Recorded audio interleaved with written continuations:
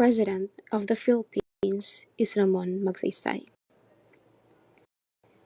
Under his term, the Balhap movement quelled during his presidency. Ramon Magsaysay was also the chairman of the Committee on Guerrilla Affairs. He is the first president sworn into office wearing barong Tagalog during inauguration. Under his term, he was referred to as the Philippines' golden years for its lack of corruption. The Philippines was ranked second in Asia's clean and well-governed countries during his presidency. He also established the National Resettlement and Rehabilitation Administration, among other agrarian reforms. The Philippines is Carlos P. Garcia. He is a lawyer, poet, teacher, and also served as a guerrilla leader during the Pacific War. Carlos P. Garcia is known for Filipino First policy, which favored Filipino businesses over foreign investors. He also established the austerity program focusing on Filipino trade and commerce. Cultural arts was revived during his term, and he was the first president to have his remains buried at the libingan ng mga bayani. The ninth president of the Philippines is Diosdado Macapagal. He was a lawyer and a professor, and during his term, he established the first land reform law. He also placed the Philippine peso on the currency exchange market. He declared June 12, 1898 to be the Philippines' Independence Day. Diosdado Macapagal signed the minimum wage law and created the Philippines Veterans Bank. The 10th President of the Philippines is Ferdinand Marcos. He was president for 21 years. He ruled under martial law, and his dictatorship was known for its corruption and brutality. Ferdinand Marcos was the first president to win a second term. He declared martial law on September 22, 1972. He increased the size of Philippine military armed forces, and by 1980, the Philippine GNP was 4 times greater than 1972. By 1986, the Philippines was one of the most indebted countries in Asia. Ferdinand Marcos built more schools, roads, bridges, hospitals, and other infrastructure than all former presidents combined. Ferdinand Marcos was only the president whose remains are interred inside a refrigerated crypt. The 11th president of the Philippines is Corazon Aquino.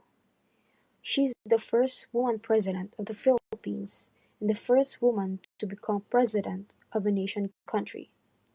She was a prominent figure in the People Power Revolution that brought down Ferdinand Marcos' dictatorship. She abolished the 1973 Marcos Constitution and ushered in the new Constitution of the Philippines. She reorganized the structure of the executive branch of government and signed the Family Code of 1987 and signed the Mayor Civil Law Reform and 1191 Local Government Code.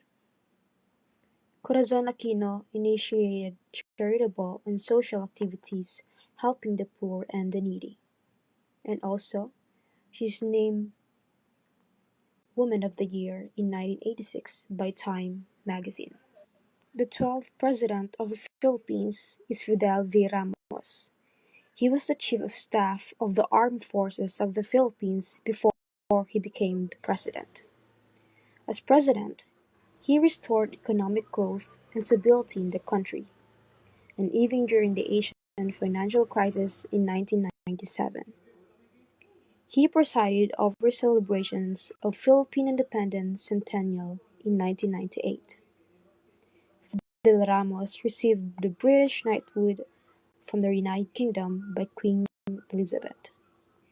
He also hosted the 4th Asia-Pacific Economic Cooperation Leaders Summit in the Philippines in 1996, and during his term, the Philippine Stock Exchange became an international favorite during his presidency.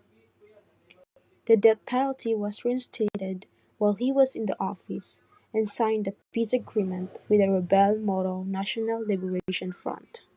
The 13th President of the Philippines is Joseph Estrada. He is also known as ERA.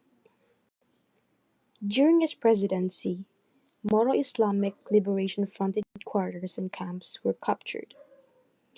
ERA joined other leaders and politicians to try to amend the 1987 Constitution and cited as one of the three outstanding senators in 1989. Among the Magnificent 12, he also voted to terminate the agreement that allows for U.S. control of Clark Air Base and Subic Naval Base. Gloria Macapagal Arroyo was the 14th President of the Philippines. She oversaw road and infrastructure improvements and higher economic growth than the presidents before her. She is the second female president of the country and the first president to take oath outside the Luzon, and the peso became the best performing currency of the year in Asia in 2007. Also, the EVAT law was implemented under her term. Benigno Aquino III is the 15th President of the Philippines. He joined the House of Representatives and the Senate before his presidency. A fact about him is that he was the first bachelor president, as he wasn't married and had no children. He created the No Wangwang or street siren policy. He initiated K-12 education in the Philippines and also renamed the office of Press Secretary to Presidential Communications Operations Office and appointed new officers. Benigno Aquino III suspended allowances and bonuses to government-owned and controlled corporation and government official institution board members. He also oversaw 7.1% growth of the Philippine economy in 2012. Rodrigo Duterte is the 16th President of the Philippines. Before he became president, Rodrigo Duterte was a member of the House of Representatives and later the mayor of Davao City. He is the oldest person to assume the office of presidency at the age of 71. In July of 2016, a Pulse Asia Research survey found that Duterte had a trust rating of 91%. Rodrigo Duterte initiated an economic policy called Dutertenomics, which focused on developing infrastructure and industry. In December 2017, he signed the Train Law, or called the Tax Reform for Acceleration and Conclusion, in an attempt to simplify the country's tax system. He spearheaded the Build infrastructure program to stimulate the economy and reduce poverty. Our current president is Ferdinand Bongbong Marcos. After he took the oath of office of president, Marcos appointed himself as Secretary of Agriculture to personally monitor and expand food and agricultural programs. One of his first executive actions was to abolish the Presidential Anti-Corruption Commission. And starting in August 2022, the Marcos administration has been exploring ways to boost the country's military capabilities.